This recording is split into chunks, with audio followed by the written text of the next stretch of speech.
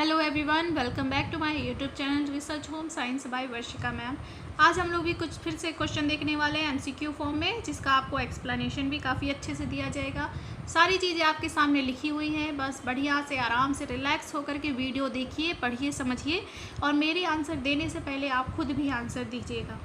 चलिए शुरू करते हैं आज का वीडियो। पहला प्रश्न है आज का, ताजमहल कला के किस सिद्धांत का उदाहरण है? तो आंसर हो जाएगा औपचारिक संतुलन। ध्यान दीजिएगा, आप याद करिए ताजमहल कैसा दिखता है।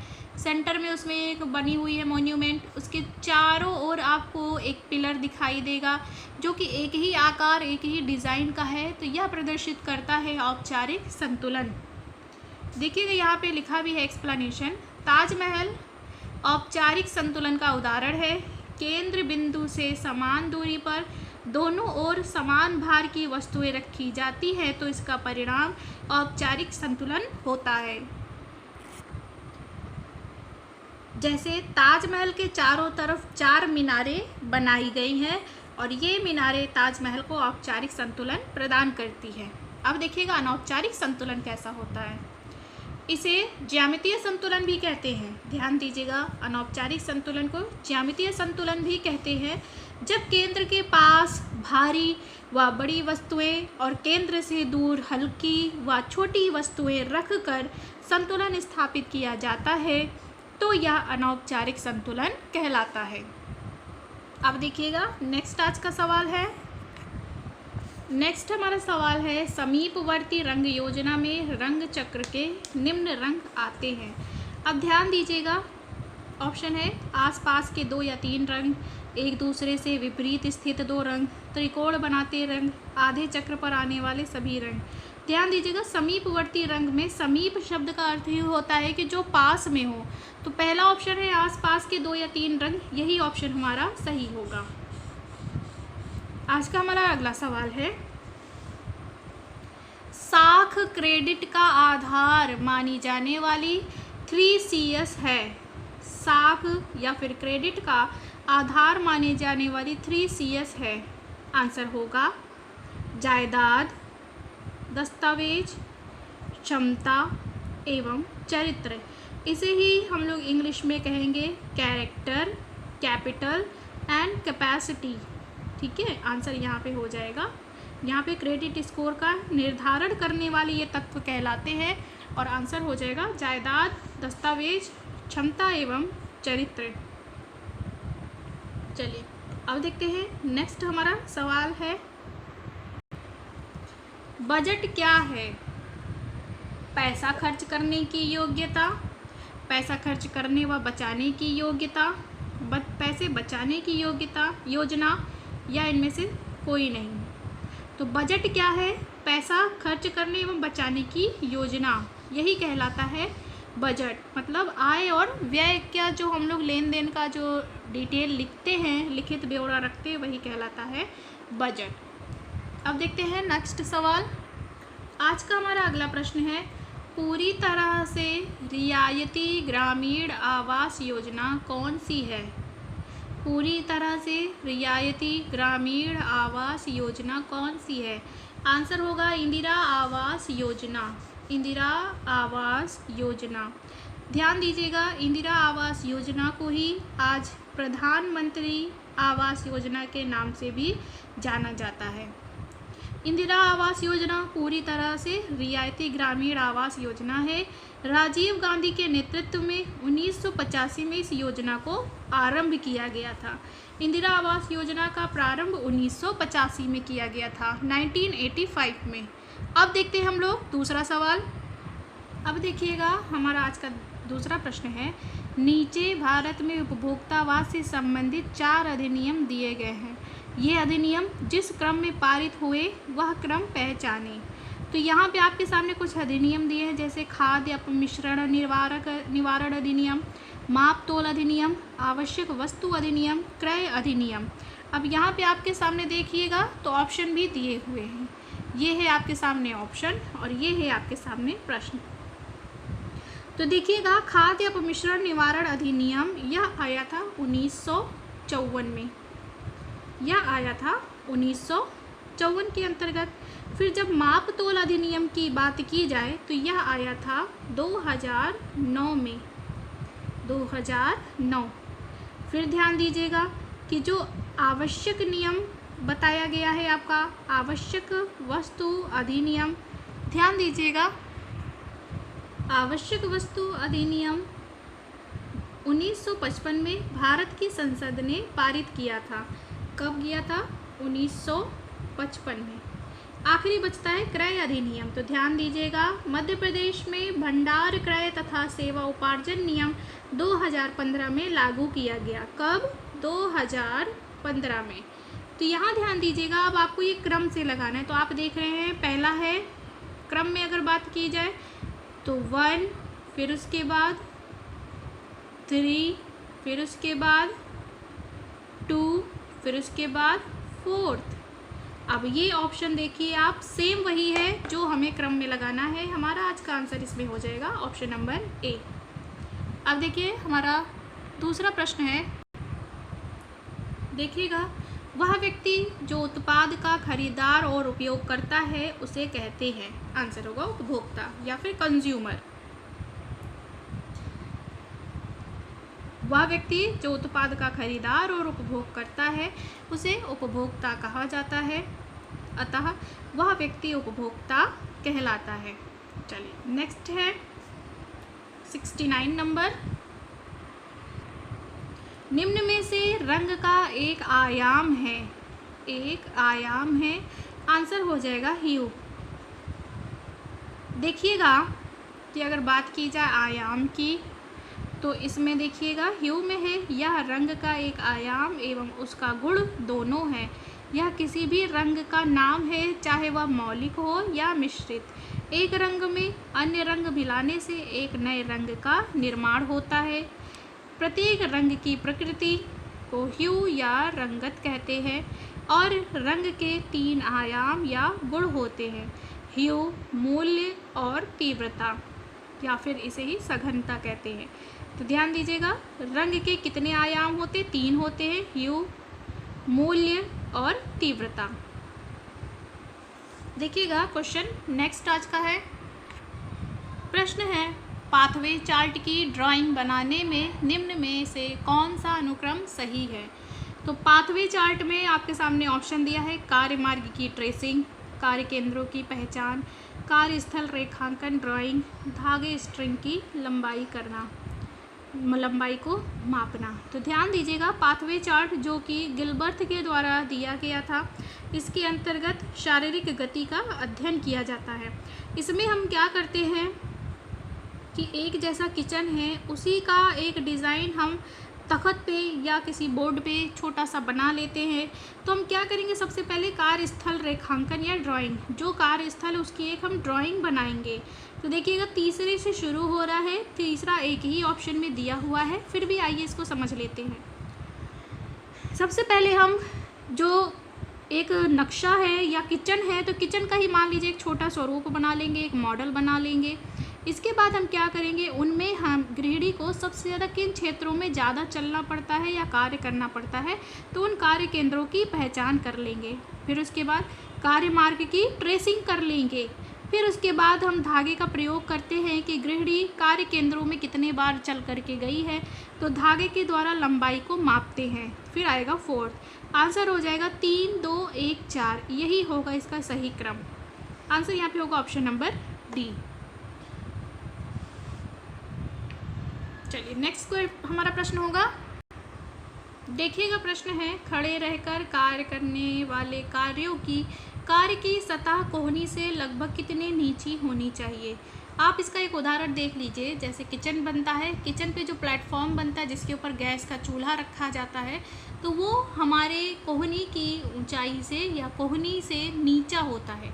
तो यही पूछ रहा है कि गृहिणी अगर खड़े होकर के कार्य करती है तो कार्यों की कार्य सतह की ऊंचाई कोहनी से लगभग कितने नीचे होनी चाहिए? आंसर होगा 3 इंच, 3 इंच नीचे प्लेटफॉर्म शुरू होना चाहिए। अब देखिए क्वेश्चन नेक्स्ट होगा, रेफ्रिजरेटर में इस्तेमाल की जाने वाली इंसुलेशन सामग्री कौन सी है? रेफ्रिजरेटर में इस्तेमाल की जाने वाली इंसुलेशन सामग्री कौन सी है? आंसर होगा पॉलीयूरेथेन फोम। ये ध्यान दीजिएगा, जो ये ऑप्शन है पॉलीयूरेथेन फोम, जब आप लोगों ने धागा निर्माण की प्रक्रिया या वस्त्र निर्माण किन किन चीज़ों से किया जाता है या वस्त्र निर्माण की कितनी अवस्थाएं हैं पढ़ा था, तो ये चीज़ें आपने ये शब्द वहाँ पढ़ा होगा। जैसे पढ़ा गया था कि वस्त्र निर्माण की 3 प्रक्रिया होती है, एक है बिना रेशों के द्वारा या फिर घोल की अवस्था में, दूसरा है रेशों के द्वारा, तीसरा है धागे के द्वारा। तो जब हम लोगों ने घोल की अवस्था में पढ़ा हुआ था तो रेन कोट का निर्माण करना, फोम का निर्माण करना, प्लास्टिक की शीट का निर्माण करना, तो ये सब हमने घोल में पढ़ा हुआ था। और भी एक घोल की अवस्था का बहुत ही अच्छा उदाहरण था टापा क्लॉथ। तो टापा क्लॉथ भी घोल की अवस्था में ही बनाया गया था। फिर रेशे की अवस्था में अगर बात किया जाता तो पढ़े हुए थे आप नमदा, या फिर पंच वेब निडल करके फैब्रिक बनाया गया था। फिर अगर हम धागे की अवस्था में बात करें तो जैसे हम लोग वीविंग करते हैं, नीटिंग करते हैं और ब्रेडिंग करते हैं, तो ये थे वस्त्र निर्माण की प्रक्रिया। तो पॉलीयूरेथेन फोम एक फोम होता है स्पॉन्जी सा, जो कि रेफ्रिजरेटर में इस्तेमाल किए जाने वाले इंसुलेशन की सामग्री होती है। आंसर हो जाएगा यहाँ पे ऑप्शन नंबर डी। एक परस्पर विरोधी स्थिति में विभिन्न स्तरों पर समायोजन का उच्चतम स्तर होता है। आंसर होगा एकीकरण। आइए एक्सप्लेनेशन देख लेते हैं इसका। एकीकरण का अर्थ है एक परस्पर विरोधी स्थिति में विभिन्न स्तरों पर एक समायोजन का उच्चतम स्तर होता है। फिर है प्रभुत्व क्या है? अधिपति होने की अवस्था या भाव ही प्रभुत्व होता है। स्वैच्छिक समर्पण क्या है? अपनी इच्छा से किसी को आदरपूर्वक देने या भेंट करने की क्रिया धर्म भाव से स्वैच्छिक समर्पण है। समझौता क्या है? किसी पारस्परिक लड़ाई को खत्म करने के लिए उठाए गए मेलजोल का कदम ही समझौता होता है, या किसी भी कार्य को करने के लिए भी दूसरे की बात मानना भी समझौता ही है। आंसर यहाँ पे हो जाएगा एकीकरण। निर्णय लेने की प्रक्रिया में निम्न में से पहला कदम है। निर्णय लेने की प्रक्रिया में पहला कदम होता है समस्या की पहचान करना। हमें समस्या की पहचान करनी होती है जब भी हम डिसीजन लेना चाहते हैं। आज का हमारा अगला प्रश्न है, कम अवशेष आहार की अनुशंसा निम्न में से किन रोगियों के लिए की जाती है? कम अवशेष आहार की अनुशंसा अर्थात लो फाइबर डाइट किन्हें दिया जाता है? आंसर होगा पेप्टिक अल्सर के रोगी को। पेप्टिक अल्सर के रोगी को कम अवशेष आहार से तात्पर्य कम रेशे युक्त आहार से है, अतः पेप्टिक अल्सर के रोगी को कम अवशेष आहार की अनुशंसा की जाती है ताकि आमाशयिक गतिशीलता को कम किया जा सके, जिससे आमाशयिक श्रावण कम हो। कब्ज में देखिएगा, कब्ज के रोगी के लिए आहार, कब्ज के रोगी को रेशे युक्त पदार्थ अत्यधिक मात्रा में देना चाहिए। रेशेदार पदार्थ आंतों की गतिशीलता को बढ़ाने में सहायक होते हैं, जिससे मल निष्कासन में सहायता मिलती है। कब्ज में कम से कम 50 से 60 ग्राम रेशेदार पदार्थ व्यक्ति को अवश्य प्राप्त होने चाहिए। अब देखिए यूरेमिया में कैसा आहार देना चाहिए। यूरिया की मात्रा यूरिन से अधिक ब्लड में होना ही यूरेमिया कहलाता है। यूरिया की मात्रा यूरिन से अधिक ब्लड में होना ही यूरेमिया कहलाता है। इस रोग को ब्लड यूरिया नाम से भी जाना जाता है। ऐसे रोगी को कम सोडियम युक्त आहार लेना चाहिए। देखिएगा टीबी रोगी का आहार कैसा होना चाहिए। यह एक संक्रामक बीमारी है। टीबी एक संक्रामक बीमारी है जो ट्यूबरक्लोसिस नामक जीवाणु से होता है। टीबी के रोगी को सर्वप्रथम पाचन शक्ति मजबूत बनाना होता है। ऐसे रोगियों को ऊर्जा युक्त भोज्य पदार्थ खाना चाहिए। अब देखिएगा आगे क्वेश्चन। प्रश्न है, मेलाइटस मधुमेह के कारण होने वाली दृष्टि अक्षमता कहलाती है। अब यहाँ पे जो आपके सामने 4 ऑप्शन लिखे हुए हैं कि सभी दृष्टि संबंधी बीमारियाँ हैं, लेकिन मेलाइटस मधुमेह के कारण होने वाली दृष्टि अक्षमता को क्या कहते हैं? आंसर होगा रेटिनाइटिस। आंसर होगा रेटिनाइटिस। देखिएगा, रेटिनाइटिस पिगमेंटोसा एक नेत्र रोग है जिसमें आँख के पीछे की दीवार क्षतिग्रस्त होती है। यह बहुत कम पाया जाने वाला रोग है। यह रोग एक पीढ़ी से दूसरी पीढ़ी में जाता है। इसमें आँखों की रोशनी धीरे धीरे कम होने लगती है। यह बीमारी बचपन में ही शुरू हो जाती है। इस बीमारी के होने का एक कारण मेलाइटस मधुमेह भी होता है। मोतियाबिंद क्या होता है देख लीजिएगा। मोतियाबिंद को सफ़ेद मोतिया भी कहते हैं, जिसमें आँख के प्राकृतिक पारदर्शी लेंस का धुंधलापन हो जाता है। ठीक है, चलिए आंसर होगा यहाँ पे रेटिनाइटिस। वस्त्र से प्राकृतिक मोम, गंदगी एवं तेल या फिर चिकनाई को हटाना कहलाता है। आंसर होगा निघर्षण या फिर स्काउरिंग। ध्यान दीजिएगा, यह स्काउरिंग शब्द आप लोगों ने ऊन टॉपिक में पढ़ा होगा। तो ऊनी रेशों से हम जब मोम, गंदगी, तेल, चिकनाई हटाते हैं, धूल मिट्टी हटाते हैं, तो यही प्रक्रिया स्काउरिंग कहलाती है। हिंदी में इसे निघर्षण भी कहते हैं। कहीं पे आपको यही शब्द मंजाई भी देखने को मिलेगा। आंसर हो जाएगा ए, निघर्षण या फिर स्काउरिंग। सिंजिंग क्या होता है? यह वस्त्रों को कड़ा करने वाली एक परिसज्जा होती है। शेयरिंग क्या है? तो शेयरिंग भी आप लोगों ने ऊनी टॉपिक में ही पढ़ा हुआ है। भेड़ पर से जब हम छोटे उनके जो बाल होते हैं, जानवरों के जो बाल हैं, उन्हें काटते हैं, तो भेड़ों पर से ऊन काटने की प्रक्रिया शेयरिंग कहलाती है। इसके अलावा जब कपड़ों के ऊपर कपड़ा बुन चुका है, कोई नॉर्मल कपड़ा है, ऊनी कपड़ा की बात नहीं कर रहे, किसी भी अन्य कपड़े पे जब रोएं उठे हों, धागे निकले हों, गांठ उठी हो, तो उन्हें काटना भी शेयरिंग ही कहलाती है। आंसर यहाँ पे हो जाएगा निघर्षण या फिर स्काउरिंग। क्वेश्चन नंबर 78 है, निम्न में से किस विटामिन की उपस्थिति लौह लवण के अभिशोषण को बढ़ाती है? आंसर होगा स्कॉर्बिक एसिड या फिर विटामिन सी। विटामिन सी की उपस्थिति लौह लवण के अभिशोषण को बढ़ाती है। और जब तक हमारे शरीर में लोहा ना हो, विटामिन सी ना हो, तो हमें रक्त अल्पता या फिर एनीमिया रोग हो सकता है।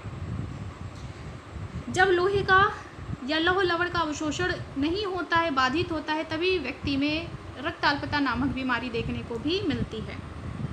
नेक्स्ट क्वेश्चन देखिएगा। प्रश्न है, पित्त का श्रवण किसके द्वारा होता है? पित्त का श्रवण आंसर हो जाएगा लीवर के द्वारा।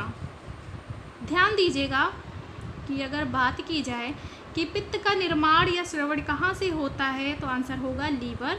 और पित्त फिर जाकर के स्टोर कहाँ पे हो जाता है, तो आंसर होगा पित्ताशय में। बनता कहाँ पे है? लीवर में। फिर इकट्ठा कहाँ होता है? पित्ताशय में। और इसकी जो कहा जाए प्रकृति, नेचर कैसा होता है, तो यह क्षारीय होता है। ध्यान दीजिएगा। अब अगला प्रश्न है आज का हमारा आखिरी प्रश्न। गृह विज्ञान में ही रिसर्च या अनुसंधान से पूछा गया यह प्रश्न है, निम्न में से कौन सा अनुसंधान का प्रकार नहीं है? आंसर होगा भविष्यवाणी। भविष्यवाणी किसी भी तरीके से अनुसंधान या रिसर्च का प्रकार नहीं होता। इसके अलावा मौलिक शोध की अगर बात की जाए तो किसी घटना के कार्य कारण संबंधों को अगर मौलिक शोध की बात की जाए, किसी घटना परिघटना के कार्य कारण संबंधों को निर्धारित करने के उद्देश्य से किए जाने वाले शोध को मौलिक शोध कहते हैं। उसके बाद व्यावहारिक शोध किसी घटना के कार्य कारण संबंधों को निर्धारित करने के साथ साथ उनसे उत्पन्न समस्याओं के समाधान को भी या निदान के लिए किया जाने वाला शोध व्यावहारिक शोध कहलाता है। फिर है आपका क्रियात्मक शोध। जब शोध का उद्देश्य अध्ययन के निष्कर्षों को क्रियात्मक रूप देने की किसी भावी योजना से संबंधित होता है या नियोजन एवं विकास से है, तो उसे क्रियात्मक शोध कहा जाता है। इसके अलावा अनुसंधान के और भी कई प्रकार होते हैं। तो यहीं तक था आज का हमारा सीरीज़, जहाँ पे हम लोगों ने विश्लेषण के साथ कुछ MCQ क्वेश्चन को सॉल्व किए हैं।